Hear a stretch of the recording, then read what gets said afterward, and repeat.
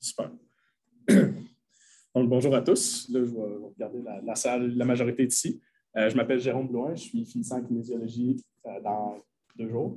Et je viens présenter là, aujourd'hui sur une méthode un petit peu plus récente là, dans le domaine kim, physio, tout ça, tout ce qui est réadaptation surtout, qui est le Blood Flow Restriction ou l'entraînement par occlusion vasculaire. Je vais utiliser beaucoup le terme BFR ou BFR qui veut dire Blood Flow Restriction pendant la présentation. Donc, tout ça veut dire la même chose.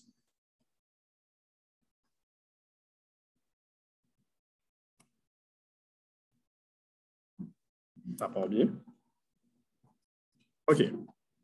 Donc, un petit plan de la présentation rapidement. Là, je vous dis tout de suite, là, ça ne va pas être une présentation super longue. Là, ça va surtout être pour présenter des concepts généraux sur le BFR puis comment ça peut aider dans quelques types de pathologies différentes. Je vais faire une petite revue de littérature là, quand même assez rapidement, surtout au point de vue de réadaptation, tout ce qui peut être ligament croisé antérieur, les tendinoses d'Achille, diabète, tout ça. Et je vais terminer plus avec des lignes directrices et comment s'en servir, c'est quoi les recommandations si on veut s'entraîner avec ça pour que ça soit sécuritaire et voir là aussi quel type de personne peut s'en servir. Donc, c'est un petit peu ça qui va se dérouler pendant la présentation. Donc, concepts généraux sur le Blood Flow Restriction, c'est un entraînement où on va vouloir simuler là, des intensités d'entraînement à résistance. Donc, pour ce faire, on va venir faire de l'occlusion vasculaire partielle. Donc, évidemment, on ne va pas s'entraîner avec une occlusion complète des vaisseaux. De toute façon, je vais en revenir un petit peu plus tard dans la présentation pour dire les pourcentages qu'on devrait atteindre dans l'occlusion, tout ça. Donc, c'est vraiment de venir bloquer une partie de la circulation pour que ça soit plus difficile. L'avantage de ça, on va venir solliciter les fibres rapides, donc de type 2, un peu plus rapidement que les exercices qu'on ferait sans charge ou à basse charge qui vont venir là, les solliciter soit pas du tout ou vraiment plus tard. Donc, ça a un avantage là-dessus. Puis, on a aussi vu là, dans la science qu'on peut recruter, c'est important là, de recruter ces fibres-là pour voir des adaptations, parce que c'est surtout au niveau des fibres 2 là, qu'on va voir l'augmentation de force hypertrophie, tout ça. Il y a un autre avantage qu'on peut voir sur le Blood Flow Restriction, c'est vraiment qu'il n'y a pas de tension sur les tendons. Donc, on va venir simuler de l'entraînement en résistance, sauf contrairement à avoir une barre sur les épaules ou quelque chose comme ça, les tendons vont pouvoir être plus exposés donc, à des grandes tensions parce que c'est tout simplement physiologique, donc vraiment plus au niveau du sang que là, ça va changer. Donc, c'est pour ça que c'est un petit peu une approche qui peut être là, avantagée pour tout ce qui est dans des réadaptations à plusieurs pathologies ou tout simplement des personnes qui ont un petit peu de surpoids, qui ne sont pas à l'aise ou juste avec leur poids. Oui, c'est quand même bien, mais qui veulent juste la petite coche au-dessus sans se rajouter là, des charges à transporter. Juste ça, puis il y a différents pourcentages d'occlusion, comme je l'ai mentionné tout à l'heure, qui vont venir augmenter la résistance de travail. Donc, si je montre quelques petits graphiques que j'ai tirés d'un article qui présente, en fait, ça compare l'entraînement avec le Blood Flow Restriction et un entraînement en résistance, donc avant et après un traitement. Et on peut voir que même avec des basses intensités, avec du BFR, on peut obtenir donc l'augmentation de ici, c'est cross-sectional area, donc en français, mon Dieu. Bref, la cross-sectional area du muscle qui augmente pratiquement autant là, de niveau BFR que conventional RT, donc resistance training, donc l'entraînement en résistance. Donc, au niveau du quadriceps, puis on voit aussi là, dans le deuxième graphique qui est plus au niveau de la cuisse, donc même principe, peut-être un petit peu moins prononcé, mais on voit quand même qu'on peut obtenir des résultats, notamment en hypertrophie avec le BFR. Donc, c'est ici, là, ce que j'ai noté en dessous, c'est, là, il montrait évidemment que s'entraîner avec le BFR va augmenter un peu plus que s'entraîner avec aucune charge. On se serait attendu à ça comme dans n'importe quel exercice. Puis que ça peut même être similaire donc, à l'entraînement en résistance. Lui ici, donc là, le précédent, c'était plus au niveau de l'hypertrophie. Mais on a aussi pu voir qu'au niveau de la force, on est possible d'avoir un peu plus de force également avec l'entraînement avec le BFR. Donc, au début, après donc, un test de 5 RM au leg press, puis encore une fois, on comparait le basse des faibles charges avec le BFR comparé avec un entraînement conventionnel en résistance. Et on voit également une augmentation. Donc là, on avait le leg press et le knee extension, donc l'extension quadriceps. Et un dernier qui est quand même assez intéressant aussi. Donc ça, c'est plus en ce qui a trait à l'équilibre-stabilité. Donc, parce qu'on peut également se servir du BFR pour des activités aérobies ou cycliques comme la marche, vélo et tout ça. Il y a différentes prescriptions, mais c'est tout à fait possible de le faire. Puis, ces graphiques-là montrent, par exemple, que pour le Y-Balance Test, les personnes qui avaient fait le BFR versus ceux qui avaient fait du resistance training, bien, ils étaient rendus meilleurs après ça quand ils faisaient leur white balance test, après l'avoir fait plusieurs fois avec des garrots, donc le BFR. Donc, celui-là, c'est simplement pour montrer que c'est possible d'augmenter la stimulation de l'EMG avec le BFR. On se serait attendu à ça puisqu'on est capable de voir des résultats et qu'un entraînement conventionnel en résistance le fait aussi. Donc, c'est juste ici, on compare un entraînement avec des faibles charges sans rien du tout et un entraînement à faible charge avec BFR. Donc, c'est un petit peu, on s'est été surprenant de voir le contraire. C'est juste pour voir qu'après, au fil des séries, il est capable d'augmenter la stimulation MG au niveau des muscles sollicités. Maintenant, un petit super rapidement là, sur réadaptation. Donc, j'ai vu, j'en ai quand même un petit peu discuté tout à l'heure. Mais ça, c'est le premier point qui est plus différent. Par contre, j'ai trouvé des articles qui montraient qu'on peut même réduire l'atrophie et la perte de force pour différentes situations. Par exemple, quand on est alité, complètement immobilisé ou avec des plâtres. Donc, même de faire du BFR sans exercice du tout, on est capable de prévenir des pertes, donc de l'atrophie musculaire et de la perte de force. Puis, un autre petit point un petit peu plus physiologique, donc ça pourrait réduire la sensibilité à la douleur en augmentant la production de la bêta-endorphine, ce qui peut être là, intéressant quand on vient de réadaptation, parce qu'on a des douleurs et qu'on ne peut pas venir faire des mouvements complets ou qu'on ne peut pas venir prendre de charge. Ben, on peut mettre un peu de BFR là-dedans, puis on va augmenter le niveau de difficulté tout en venant chercher là, un petit peu plus de bénéfices. J'ai mis tendinose d'Achille, je vais le présenter à la prochaine diapo. Donc ici, une comparaison dans une étude où on va venir comparer donc high intensity, low intensity avec BFR. Nos points qu'on va observer, c'est avant un entraînement, tout de suite après, 60 minutes après et 24 heures plus tard. Et ce qu'on observe, c'est l'épaisseur du tendon d'Achille pour des personnes avec des tendinoses d'Achille. Et donc, le faible intensité avec le BFR est le seul qui a démontré, donc on peut voir avec les astérix au niveau du IA 60 minutes et 24 heures, c'est le seul qui avait des différences statistiquement significatives sur la diminution de l'épaisseur du tendon d'Achille. Donc, on pouvait voir que faire ça comparé à les deux autres types d'entraînement, donc on est capable de venir diminuer l'épaisseur du tendon d'Achille. Donc là, évidemment, c'est une étude. Est-ce que c'est vrai dans tous les cas? Il faut regarder ça quand même. Il faut se garder une réserve, mais ça pourrait être bénéfique aussi pour, par exemple, le tendinose d'Achille. Donc, cette diapo-là, vous allez voir, est beaucoup plus chargée. Je ne vais pas la lire au complet. C'est vraiment juste pour vous montrer un peu comment ça peut aider le diabète de type 2. Donc, il pourrait y avoir des changements physiologiques qui peuvent venir se faire au niveau des enzymes et tout ça. Donc, même que ça pourrait aider à gérer la glycémie. Donc, il y a quand même plusieurs petits détails un peu plus techniques là-dedans. Par contre, ce qui est important de voir, c'est qu'il n'y a pas beaucoup d'études, voire aucune, qui a vraiment évalué la sécurité de faire du BFR chez les personnes diabétiques. Donc, eux, ils se sont juste basés sur les impacts physiologiques, mais en même temps, ils se sont dit, ben, regarde, le BFR produit sensiblement les mêmes effets physiologiques que de l'entraînement en résistance et des choses comme ça. Et on a vu qu'on peut faire de l'entraînement en résistance avec des personnes diabétiques tant qu'on surveille bien les glycémies avant, pendant, après. Donc, pourquoi on ne pourrait pas en faire? Donc, c'est sûr que si on veut essayer ça, évidemment, il faudrait toujours surveiller les glycémies avant, pendant, après pour être sûr que tout est sécuritaire. Et si on a peur un petit peu pour la tension artérielle qui pourrait augmenter un petit peu trop, bien, on voit, par exemple, ici, j'ai plusieurs études citées qui montrent que la TA augmente là, après un entraînement à même titre que HLRT, c'est de high load, donc les grandes charges, resistance training, qui augmentent sensiblement pareil, ce qui n'est pas nécessairement problématique pour les diabétiques de type 2. Maintenant, en ce qui concerne la prescription, si on veut se servir du BFR, donc ici, on a un tableau qui va nous indiquer, par exemple, pour la fréquence, on peut, un peu comme un entraînement typique musculaire pour des personnes, donc des adultes en santé et tout ça.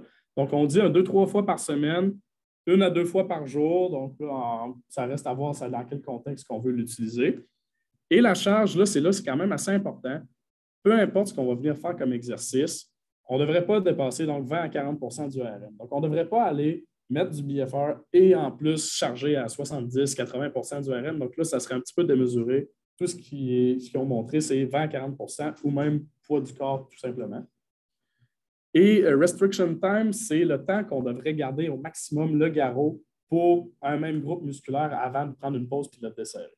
Donc, par exemple, que je fais un exercice de bas du corps, je ne devrais pas le garder plus que 10 minutes. Donc, serré sans le desserrer parce que là, après ça, ben, ils n'ont pas nécessairement prouvé que ça pouvait faire des cardio, etc. Mais pour la sécurité, on dit qu'après 10 minutes, il faut au moins que tu te donnes un break là, de 3 à 5 minutes avant d'en remettre, par exemple, total là, sur le bas du corps, par exemple. Ce qui concerne série-répétition, on est vraiment beaucoup en endurance. Donc, en blood flow restriction, ce n'est pas fait pour faire de la force maximale. Donc, on veut vraiment essayer d'aller haute répétition. Donc, la première série devrait toujours être vraiment grande. Donc, on souhaite comme 25-30 répétitions. Puis après ça, là, on fait du 15-15-15 ou jusqu'à épuisement maximal. Mais on voudrait toujours là, au moins dépasser comme 10 répétitions. Là, comme je l'ai dit, on ne veut pas faire de la force max avec le BFR. Et les repos entre les séries, c'est du classique d'endurance, donc 30 à 60 secondes. Le LOP, ça veut dire Limb Occlusion Pressure, donc la pression qu'on va mettre dans les garrots pour nos membres. On dit que ça devrait toujours rester entre 40 et 80 %. On va plus se tenir vers le 40 % pour les membres supérieurs, 80 % les membres inférieurs, mais encore là, il n'y a rien qui dit que tu dois absolument mettre 80 dans le membre inférieur. On peut toujours garder une approche plus conservatrice. Si c'est la première fois qu'on en fait avec quelqu'un en plus, on ne sait pas comment il va réagir. On pourrait mettre 40, bas du corps, haut du corps, peu importe. Puis ça devrait quand même voir là, en analysant comment lui réagit à l'effort. Et donc, s'il est capable d'en mettre un petit peu plus ou moins, ainsi de suite. Ici, j'ai un autre tableau qui est de l'Australian Institute of Sport qui veut dire à peu près la même chose, sauf qu'il rajoute aussi des prescriptions pour l'entraînement aérobique. Donc, on garde les mêmes occlusions et là, on dit que l'exercice devrait être en bas de 50 % du VO2 max ou à 50 % de la réserve, la cardio, le Heart Rate Reserve. Et eux, ce qui est intéressant, c'est qu'ils mettent un petit peu la prescription pour ce que j'ai mentionné tout à l'heure, si vous êtes alité, donc vous voulez juste faire du BFR sans exercice. Donc, on dit qu'on devrait faire des intervalles de 5 minutes environ, ce qui correspond avec le 5 à 10 minutes qu'on disait qu'on devrait garder au maximum et se prendre là, un 3 à 5 minutes de repos entre les séries. Puis là, par exemple, là, ce qu'il faut faire un petit peu attention avec l'occlusion, 70 à 100 %. Sauf que là, ça, il n'y a pas beaucoup d'études qui ont essayé ça. Puis, ils recommandent évidemment de ne pas se rendre à 100 %. Donc, au début, il y a les plus conservateurs. Même on peut descendre en bas de 70, toujours en observant comment la personne va réagir. Donc, au lieu de se lancer tout de suite, première fois, on est à 100 %, c'est peut-être un petit peu exagéré. Et eux, ce qu'ils rajoutent aussi qui est pertinent, donc tantôt, j'ai mentionné à 5 à 10 minutes avant de desserrer, mais eux, ils disent aussi qu'on ne devrait pas dépasser 20 minutes totales pour membre inférieur et 15 minutes totales membre supérieur dans tout ton entraînement si tu fais des exercices avec le blood flow restriction. Donc ici, ça vient encore de l'Australian Institute of Sport. J'ai un arbre décisionnel qui veut dire, donc, est-ce que tu peux t'en servir ou est-ce que tu ne devrais pas t'en servir? Donc, il faudrait toujours savoir, est-ce qu'on est blessé ou est-ce qu'on s'en est déjà servi avant? Si la réponse là-dedans est non, je ne m'en suis jamais servi ou oui, je suis blessé, il devrait passer un questionnaire donc, de test qui va être ici. Donc, je vais le passer plus vite tout à l'heure. Donc, on ne va pas regarder chaque question une après l'autre. Pour savoir, dans le fond, si tu dois avoir l'accord de ton médecin avant d'en faire. Si, après avoir fait le questionnaire, ça dit aucun problème, tu peux y aller, on y va avec ça. Ou au contraire, si tu vois que le questionnaire t'a dit non, fais-en pas, t'en fais pas, ou ton médecin t'a dit non, fais-en pas, t'en fais pas, évidemment. Et si tu réponds aux questions, ça dit juste tu peux y aller, bien, pas besoin de demander l'accord de personne là-dessus. Ça sera pour ça. Donc, ça, c'est tout simplement des questions qui viennent cerner un petit peu plus si tu as des problématiques de santé, dans quel contexte est-ce que tu es blessé, des choses comme ça. Donc, si vous êtes intéressé à l'avoir, je pourrais le laisser là, à Maxime là, par la suite. Donc, ici, j'ai indiqué quelques contre-indications absolues et il y en a certaines qui ne sont pas nécessairement absolues, mais qui sont fort recommandées de ne pas en faire dans ce cas-là. Donc, par exemple, ici, on a des infections, cancer, atteinte rénale, grossesse. L'intolérance à l'effort, c'est tout simplement, oui, peut-être que sur papier, tu es capable d'en faire, mais quand tu vas te le mettre, tu n'es pas confortable, tu dis ah, non, j'aime pas ça, bien, on ne le fait pas. Donc, c'est évidemment, on garde une gêne à ce niveau-là. Thrombose veineuse profonde, AVC, ben, si on est hyper tendu, donc TA de 140 sur 90 au repos, des troubles de la coagulation, maladie vasculaire périphérique et donc déficit du système lymphatique, puisqu'on vient quand même solliciter là, des systèmes physiologiques qui vont perturber ça un petit peu. Là, ici, j'ai mis des complications qui sont possibles. Là, je tiens à vous dire, ce n'est pas pour vous faire peur ça. Donc, moi, dans tous les articles que j'ai lus, je n'ai jamais vu donc, de problématiques qui arrivaient. Donc, il n'y a jamais des participants qui avaient des caillots, des choses comme ça, mais on sait qu'on joue avec de l'occlusion vasculaire. Ce n'est pas encore très étudié, donc on se garde toujours une réserve de dire c'est des choses qui peuvent arriver. Il y en a quand même quelques-uns là-dedans qui sont similaires à de l'entraînement en résistance. Donc, je veux dire que ce soit avec ou sans BFR, il y a des choses qui peuvent arriver quand même. Mais on voit quand même la chance que ça arrive, qui sont généralement toujours en bas de low ou very low. Donc, oui, ça peut arriver. On sait que donc on se garde un petit peu une sécurité en disant ça, mais je n'ai pas vu grand-chose là, qui montrait que ça arrivait vraiment. Donc, avant de passer à l'installation, pour vous montrer un petit peu comment ça marche si on va faire un test, quels exercices qu'on peut faire avec du BFR? Donc, on peut pas, c'est pas nécessairement de dire il faut juste s'asseoir le poids du corps, comme je l'ai dit tout à l'heure, donc des squats, des leg extensions assis comme ça, ou des push-ups. On peut faire littéralement n'importe quoi. On peut faire des machines, on peut faire des dumbbells, tant qu'on garde les charges avant 40 du RM. Puis c'est pour ça que c'est assez intéressant, on peut le faire vraiment en tous les contextes. Pour l'installation, les garrots, donc, on a généralement dans les kits deux types de garrots, donc pour membre inférieur, membre supérieur. Et on va toujours vouloir installer les garrots en proximal, donc le plus près possible de notre articulation, peu importe ce qu'on veut travailler. Même si je vais aller faire des mollets, je vais quand même le mettre le plus haut possible sur ma cuisse. Même chose pour les bras, donc le plus près possible des épaules, peu importe ce qu'on va aller travailler à ce niveau-là. Puis après ça, on va venir avec notre sphygmomètre pour venir gonfler nos brassards à l'occlusion désirée entre 40 et 80 %. Là, les techniques pour gérer l'occlusion, c'est toujours un petit peu plus difficile quand on essaie de trouver le pouls, soit le pouls radial, ou là, il faut comme essayer de trouver le pouls dans le bas de la cheville. C'est souvent difficile.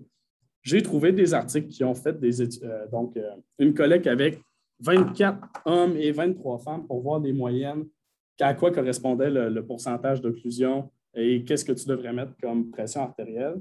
Donc, par exemple, pour les hommes, si on voit le pouls, l'artère poplitée, si on essaie d'obtenir un 80 % d'occlusion, généralement, c'est aux alentours de 130, 140 de pression. Donc, ils se sont quand même gardés assez conservateurs parce que pour l'avoir testé avec Maxime, entre autres, et tout ça, on est capable de se rendre quand même proche de 170 pour ce qui est du membre inférieur, mais on est quand même capable de voir que ça va travailler plus si on le met là, dans ces eaux-là. Donc, si des fois, on n'a pas, parce qu'il y a aussi des outils qui sont plus électroniques ou qui ont plus des gadgets qui vont te permettre de le voir sans avoir à essayer de trouver des pouls par toi-même là, avec les mains. Donc, si tu n'as pas accès à ça, soit on garde une approche un petit peu plus conservatrice en se basant sur des recommandations un peu comme ça, ou qu'on essaye vraiment là, de venir gonfler au complet jusqu'à temps que tu sentes qu'il n'y a plus de sang. Des fois, là, tu vois juste l'aiguille qui, là, on peut voir les battements cardiaques sur l'aiguille à un moment donné, ça ne bouge plus. Bien, là, on peut se dire que ça, c'est le maximum. Puis là, tu fais 80 % de ça, puis tu vas trouver là, à peu près la pression que tu as. Mais encore une fois, c'est toujours important de demander au patient donc, comment il se sent. S'il voit que même en théorie, c'est 80 % mais que c'est trop, ben, on va diminuer à ce niveau-là. Donc là, je ne sais pas si j'ai encore du temps, je ne sais pas s'il y en a qui voudraient essayer un exercice peut-être avec le blood flow restriction. Donc, je ne veux pas non plus aller à tout le monde, on se met en bobette puis on part avec ça. Mais ben, si tu as le goût d'essayer, on peut y aller avec ça. Puis pour les exercices, là, j'ai dit de placer le garrot en proximal, mais peu importe où est-ce qu'on va les placer, on voudrait avoir le contact le plus près possible de la peau. Donc, ça veut dire qu'il ne faudrait pas que j'aille des gros pantalons. On ne veut pas non plus obligé d'être en bobette, tout ça, mais un cuissard, quelque chose comme ça, c'est parfait. Haut du corps, c'est souvent facile de remonter à la manche un petit peu. Donc, on peut se rendre à ce niveau-là. Donc, est-ce qu'on est parti pour faire un essai? Oui. Je me demandais pour quelqu'un qui voudrait faire ça, moi j'ai déjà vu des gars au gym juste prendre des gros élastiques pour serrer. Ouais. Tu sais que ça pense de quelqu'un qui faisait ça. Point de vue de sécurité, honnêtement, je ne suis pas franchement. C'est sûr, je ne vais pas dire yes, vas-y avec ça, parce que justement, les articles montrent que c'est important de respecter certains pourcentages d'occlusion. Puis là, oui, c'est rare qu'il arrive des problèmes, mais il peut y en arriver. Donc, moi, je pense que c'est important de rester dans les ranges où ce que tu vas te dire, je sais que je suis sécuritaire et les bénéfices vont être là pareil. Et là, ce que j'en comprends avec ça, là, ça nous met la pression, mais c'est difficile de sentir vraiment le pourcentage. Fait que avec les bras, c'est plus facile parce qu'on est capable d'avoir le pouls radial quand même plus facilement. C'est beaucoup plus le membre inférieur que là, ça vient toucher d'essayer de trouver un pouls manuel dans le coin de la cheville ou le poplité, c'est encore plus impossible. C'est pour ça que des fois, c'est un petit peu plus dur. Fait que soit qu'on garde plus une approche qui est conservatrice ou on s'équipe avec les meilleurs équipements qui ont justement là, des trucs intégrés qui vont permettre de voir quand est-ce que tu arrives. Oui, c'est ça.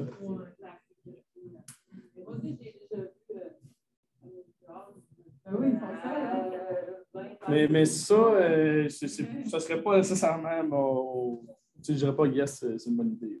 Moi, je pense que c'est important de le faire sécuritairement et de s'équiper comme il faut pour être sûr de rester dans ce qui est recommandé pour ne pas non plus là, aller trop loin et faire une erreur. Tu l'essayes avec ton client, ton patient, ça a l'air pas pire. Après, si tu veux. Ouais. La littérature du c'est une supervision de quelqu'un ou ils peuvent devenir autonomes. Là où les personnes vont avoir souvent besoin de supervision, c'est des clientèles diabétiques qui prédisent justement pour que tu restes toujours en glycémie, tout ça. Mais n'importe quel, par exemple, un athlète qui n'a pas vraiment le vaisseau, qui est en fin de rehab, que tu as montré quand tu as vu qu'il est capable, il t'a prouvé qu'il est capable de s'en servir adéquatement, les articles disent tu peux aller en autonomie. Là où c'est toujours plus important, c'est soit les personnes qui ne sont pas habituées à l'entraînement, fait que c'est le temps de le prendre, et les diabétiques. Donc oui, il n'y a pas eu beaucoup de tests, mais ça dépend de la qualité que tu prends. Mais par exemple, le kit que Max avait commandé, c'était quoi? Pas différent. Il faut que tu en fasses 30. Ben ouais, Max, si tu peux répondre à la question, ça coûte combien s'équiper avec ça? Ben moi, ça là, Alphabet, 100$. Puis sinon, là, les plus vrais, là, si on veut, là, 400 et plusieurs milliers de dollars. Ouais. En fonction de ce que tu veux de qualité. Tu sais, le bienfait ou l'effet qu'on va ressentir, c'est plus à force de le faire. Ouais. Puis, on peut le monter, mais sérieusement, si tu brûles une fois, c'est la deuxième, puis la troisième, puis la quatrième fois que tu vas faire, alors ça va être. Mettons, quand tu dis 20 à 40. Quand tu dis 20 à 40 mettons, nos athlètes, ils savent c'est quoi un RM, mais ça, c'est facile. Mais mettons, pour une clientèle qui se connaît un peu moins, puis nous permettre de le gager sans aller évaluer son RM, on se dit, comme là, tu faisais des séries en endurance avec des 15. Ouais. Donc là, mettons, ça serait d'être capable de faire 15 reps, mais là, est-ce que sa perception de l'effort pour que ça soit qui est fatigué après les 15 ou qui est épuisé ou que c'est encore facile? Il faut pas encore facile, assurément. Ouais. Puis, ça dit du 30 à 15 reps. Mais souvent, ça disait volutional, dans le fond, d'échec musculaire. Donc, souvent, pour donc, échec musculaire, quand tu arrives à 30, en théorie, il faudrait que tu sois fini. C'est pour ça que le poids du corps, souvent, le push-up, il y en a beaucoup qui ne se rendent pas à 30 dans le vie. Je veux dire, c'est assez normal. Mais les monsieur, madame, tout le monde avec qui tu fais ça, justement, fais juste des exercices pour du corps. Tu peux faire des leg extensions assis comme ça. Puis tu vas voir que même après 15-20, là, tu vas être. Non, exactement. Puis souvent, les personnes, monsieur, madame, tout le monde, qui vont s'entraîner avec des charges, par exemple, ils vont faire peu importe du développé avec des dumbbells, ils vont souvent être en sous-maximal. Je veux dire, ils vont arriver à 15. C'est ça, ils vont arriver à 15 puis ils auraient pu en faire encore 5, 10 autres. En tant que tel, tu peux juste leur dire prends la charge que tu prendrais d'habitude, puis enlève juste un petit peu, puis ils vont y arriver pareil. Parce que, surtout même supérieur à 40 %, oui, c'est plus tough, mais tu es souvent capable d'en faire beaucoup. Là. Donc, tu sais, c'est ça. C'est surtout, tu prends des charges sous-maximales, tu t'ajoutes ça, puis ça va venir simuler comme l'entraînement en résistance, un peu comme si tu allais vers le 70 % du RM. L'eau, pour pas toucher la question de tantôt, un des plus gros effets négatifs, c'est soit l'effet qu'on est en distance, ça va aller plus souvent à ceux qui font juste un garrot, sans avoir de pression. Les effets négatifs qui sont rapportés à la littérature sont beaucoup plus dans les gyms avec des choses où la pression est pas montée. Ça peut être un peu ouais. Tu parlais des skills, post-up, tout ça, des recommandations de combien de temps pour chirurgie pour commencer? Parce que on veut faire. Mais il y a ça, parce que là, eux, Australie, le point de vue kinésiologique, tout ça, sont toujours en avance. Peut-être qu'eux, il y a déjà des barèmes avec les médecins. C'est sûr que moi, je suis très conscient que si tu vois l'arbre décisionnel, tu vas voir ton médecin va faire c'est quoi ça du BFR. Pour Max, il en a déjà fait un petit peu avec des patients. Le délai. Quand les blesses sont fines, Tu n'as pas l'impression que tu voulais. Parce que c'est 2 semaines et demie, 3 semaines. C'était pour avoir aussi.